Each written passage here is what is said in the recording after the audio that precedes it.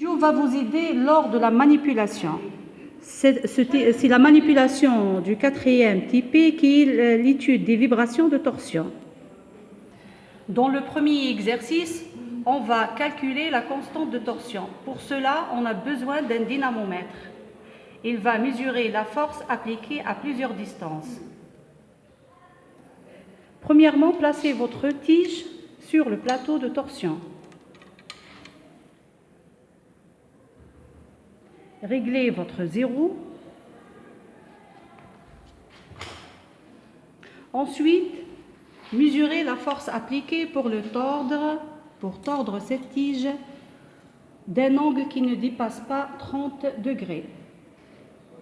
L'application de la force doit être perpendiculaire. Ici, on peut lire l'ordre de cette force. Elle est de 1 newton pour une distance de 2,5 cm. Le deuxième exercice consiste à mesurer le moment d'inertie du système tige plus masse. Pour cela, on va placer sur le plateau des masses identiques à des distances asymétriques. On va tordre notre tige d'un angle qui ne dépasse pas 30 degrés.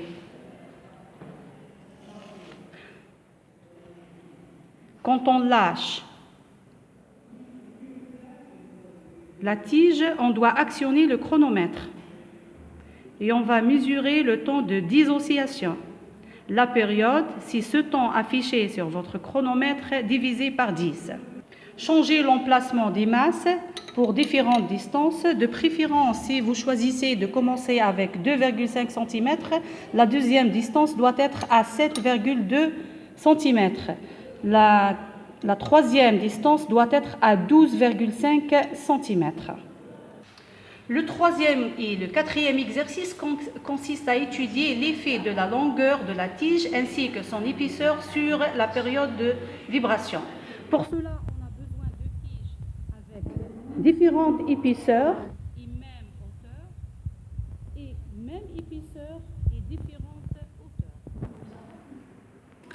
On va enlever la tige de l'acier et on va la remplacer avec une tige d'aluminium de même longueur qui est 0,5 m.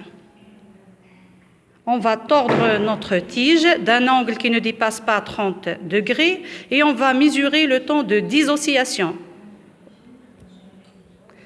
À partir de ce temps mesuré, on va déterminer la période et on va vérifier l'influence de la longueur sur la période.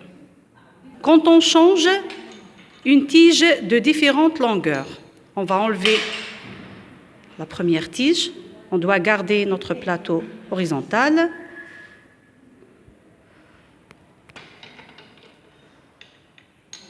On va la placer sur le plateau, ensuite on va la fixer de cette méthode ou de cette manière.